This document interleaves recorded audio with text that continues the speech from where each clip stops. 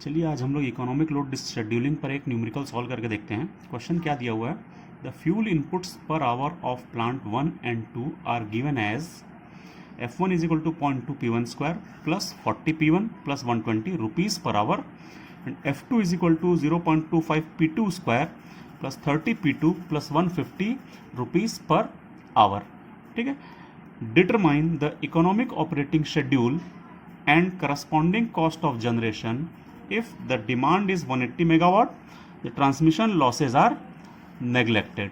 ठीक है, तो इसमें ट्रांसमिशन लॉसेस जो है वो नेग्लेक्ट करके दिए हुए हैं। हम लोग सबसे पहले ये समझ लें क्या क्या चीज गिवन है।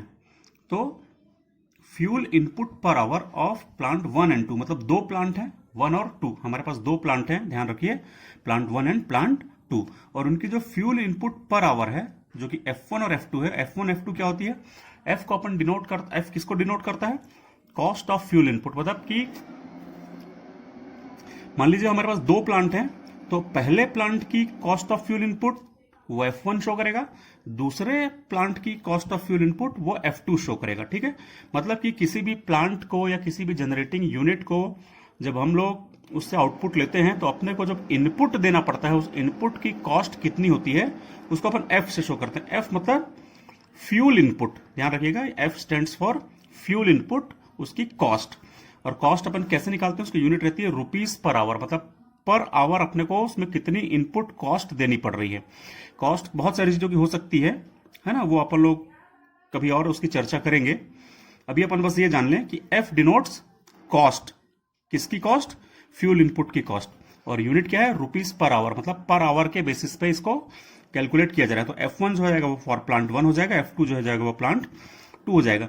ये डिपेंड कर रहा है, देखिए F1 डिपेंड कर रहा है P1 पे, F2 डिपेंड कर रहा है, ये है P2, ठीक है, F2 डिपेंड कर रहा है P2 पे। क्लियर है, तो प्लांट 1 का जो इनपुट कॉस्ट है वो सिर्फ प्लांट 1 के आउटपुट पर डिपेंड करता है, प्लांट 2 का जो इनपुट कॉस्ट है वो सिर्फ प्लांट 2 के आउटपुट पर डिपेंड करता है। तो P1 और P2 क्या क्या चीजें हैं, तो P denotes the output power of A generator या जनरेटिंग यूनिट, और इसकी यूनिट होती है मेगावाट। मतलब कि P क्या चीज है, किसी भी जनरेटिंग यूनिट का कितना आउटपुट है, वो कितनी पावर आउटपुट में हमको दे रहा है, और यूनिट हम ले रहे हैं मेगावाट के टर्म में। ठीक है, F क्या था, ये इतनी पावर को जनरेट करने के लिए कितनी इनपुट ले रहा है, कितना इनपुट ले रहा है, उसकी कॉस्ट क्या है, तो कॉस्ट ऑफ फ्यूल इनपुट थी वो। ठीक है, तो ये हो गया हमारा F और P का एक्सप्लेनेशन कि F और P क्या क्या चीज है, क्योंकि हमारा पहला क्वेश्चन है, इसलिए अपन थोड़ा सा इसको एक्सप्लेन करने के बाद ही इसको सॉल्व करना चालू करेंगे।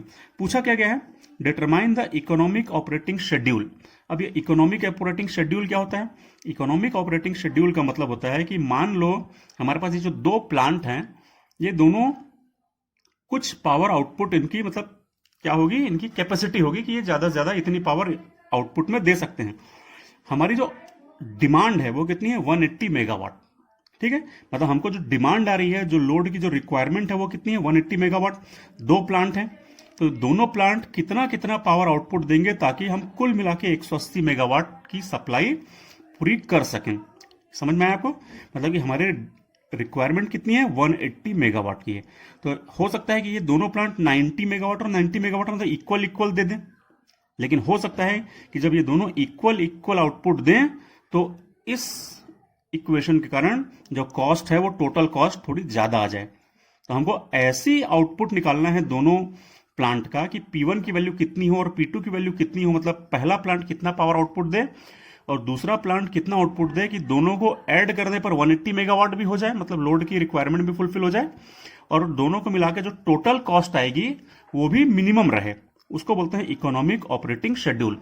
मतलब कि इकोनॉमिक मतलब सबसे कम रेट आना चाहिए, हमारा जो कॉस्ट है वो सबसे कम होना चाहिए और लोड की डिमांड भी पूरी हो जानी चाहिए, मतलब दोनों पावर प्लांट का आउटपुट 180 मेगावाट हो जाए मिला करके, और जो दोनों की जो कॉस्ट आ रही है F1 प्लस F2 वो मिनिमम हो जाए। ये कहलाता है इकोनॉमिक ऑपरेटिंग शेड्यूल। ठीक है, and corresponding cost of generation, उस इकोनॉमिक ऑपरेटिंग शेड्यूल के हिसाब से पहले प्लांट की कितनी कॉस्ट आएगी और दूसरे प्लांट की कितनी कॉस्ट आएगी और टोटल कॉस्ट कितनी आएगी, ये हम लोग निकाल करके देखेंगे। ठीक है, चलिए अब अपन सॉल्व करना चालू करते हैं इस क्वेश्चन को। अब हमने ये देख लिया कि F1 जो होता है वो कॉस्ट ऑफ फ्यूल इनपुट होता है, F2 जो होता है वो cost of fuel input of plant 2 होता है, P1 और P2 जो होते हैं वो output of plant 1 and plant 2 होते हैं। एक नया कॉन्सेप्ट और आता है, वो कहलाता है इंक्रीमेंटल फ्यूल कॉस्ट, जिसको हम बोलते हैं DF अपॉन DP, और इसकी यूनिट होती है रुपीज पर मेगावाट आवर, क्योंकि F की यूनिट क्या है, रुपीज पर आवर, और इसकी यूनिट क्या है, मेगावाट। तो ये क्या हो गया, रुपीज पर आवर मेगावाट या रुपीज पर मेगावाट आवर। ये होता है हमारा incremental fuel cost, DF upon DP। हम निकाल लेते हैं इस इक्वेशन की यूज करते हुए। देखिए पहली इक्वेशन, मैं इसको इक्वेशन नंबर 1 दे देता हूं, इसको इक्वेशन नंबर 2 दे देता हूं। तो by using equation number 1 we are calculating DF1 upon DP1। ठीक है, तो आपने इक्वेशन नंबर 1 तो नोट कर ली होगी, उसको देखते हुए मैं यदि उसका DF अपॉन DP निकालता हूं, उसको डिफरेंशिएट करता हूं विथ रिस्पेक्ट टू P1, तो कितना आएगा, ये आ जाएगा 0.4 P1 प्लस 40। ठीक है, ये हो जाएगी इक्वेशन नंबर 3। सिमिलरली ये जो मेरी F2 जो था, इसको मैं DF2 अपॉन DP2 करूंगा, मतलब इसको मैं डिफरेंशिएट करूंगा विथ रिस्पेक्ट टू P2, तो कितना हो जाएगा 0.25 इंटू 2 मतलब 0.5 P2 प्लस 30, ये हो जाएगा हमारा 0। ठीक है, तो मैं निकालता हूं अब DF2 अपॉन DP2, तो ये आ जाएगा 0.5 P2 प्लस 30, और ये हमारी इक्वेशन नंबर हो जाएगी 4। ठीक है, तो ये हो गई हमारी इक्वेशन नंबर 4। इन दोनों इक्वेशंस को और साथ में जो हमको जो टोटल आउटपुट दिया था 180 मेगावाट, मतलब कि प्लांट 1 और प्लांट 2 का आउटपुट ऐसा होना चाहिए कि दोनों को जो मिला करके लोड की रिक्वायरमेंट पूरी हो जाए। तो इसका मतलब है कि P1 प्लस P2 जो होना चाहिए वो 180 मेगावाट होना चाहिए। ये हमारी इक्वेशन नंबर 5 हो गई। ठीक है, मतलब इन दोनों का जो आउटपुट होगा, ये दोनों के आउटपुट को सम करने पर जो लोड की डिमांड है वो फुलफिल होनी चाहिए। तो P1 plus P2 is equal to 180 megawatt हो गया। ठीक है, अब इकोनॉमिक लोड शेड्यूलिंग के लिए, फॉर इकोनॉमिक लोड शेड्यूल, हमको पता है कि इकोनॉमिक लोड शेड्यूल के लिए एक कंडीशन होती है, और वो होती है DF1 upon DP1 is equal to DF2 upon DP2, जिसको हम कोऑर्डिनेशन इक्वेशन भी बोलते हैं। तो इस कंडीशन को यदि हम फुलफिल करेंगे, यदि हम इसको अप्लाई करेंगे, तो हमारा जो शेड्यूलिंग होगी वो इकोनॉमिकल होगी और हमको मिनिमम कॉस्ट अचीव होगी। तो चलिए इसको हम लोग अप्लाई करते हैं। फ्रॉम इक्वेशन नंबर 3 एंड 4 को अपन यूज करते हुए इसको सॉल्व करते हैं। तो क्या हो जाएगा, 0.4 P1 plus 40 is equal to 0.5 P2 plus 30।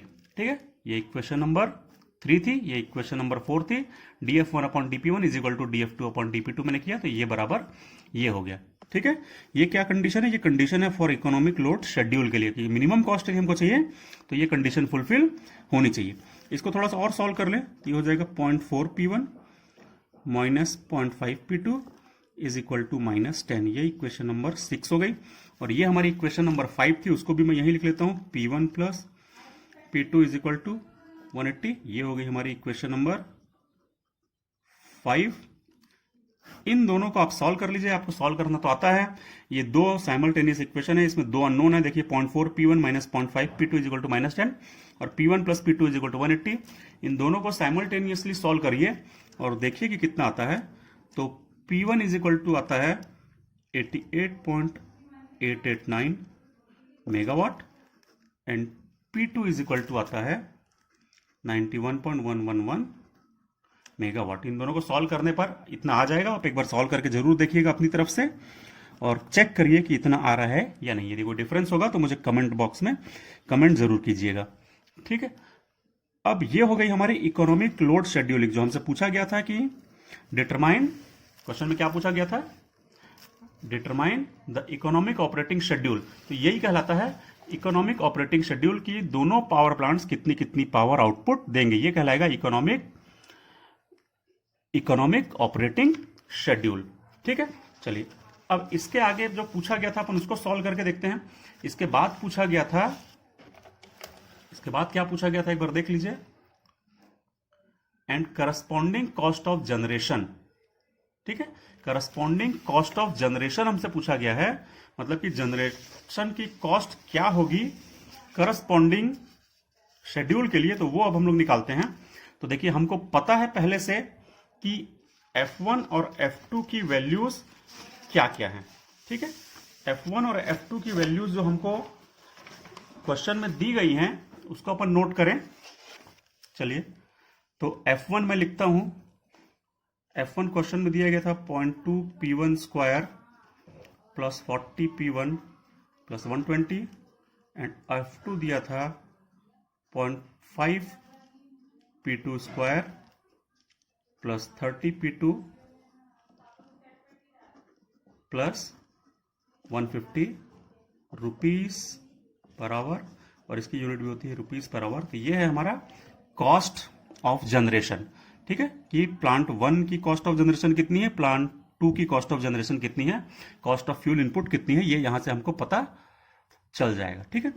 तो अब हमारे पास P1 और P2 की वैल्यू भी है। P1 हमने क्या निकाला था, P1 हमने निकाला था 88.889 मेगावाट, और P2 हमने क्या निकाला था, वो हमने निकाला था 91.111 मेगावाट। बस इस वैल्यू को यहां पुट कर दीजिए और इस वैल्यू को यहां पुट कर दीजिए, ठीक है। P1 की वैल्यू को जब हम यहां पुट करेंगे तो हमारे पास आ जाएगा F1 इज इक्वल टू, एक बार कैलकुलेट करके देखिए, 5255.88 रुपीस पर आवर आएगा। और यदि F2 में मैं इस P2 की जगह पर ये वाली वैल्यूज को पुट करता हूं तो यहां पर P2 पुट करूंगा, यहां पे P2 पुट करूंगा और इसको कैलकुलेट करूंगा। बहुत आसान है, इसको आप बड़े आराम से कर लेंगे। इसको आप करके देखिएगा जरूर, एक बार करके देखिए और चेक करिए कि ये आंसर सही आ रहा है कि नहीं, तो उससे आपको कंफर्म हो जाएगा कि ये इस प्रकार से निकलता है, ठीक है। तो ये हो गए हमारे cost of fuel input for plant 1 and plant 2। तो ये प्लांट 1 की हो गई हमारी फ्यूल इनपुट की कॉस्ट, और ये प्लांट 2 के लिए फ्यूल इनपुट की कॉस्ट हो गई फॉर दिस लोड शेड्यूलिंग, ठीक है। ये हमारा लोड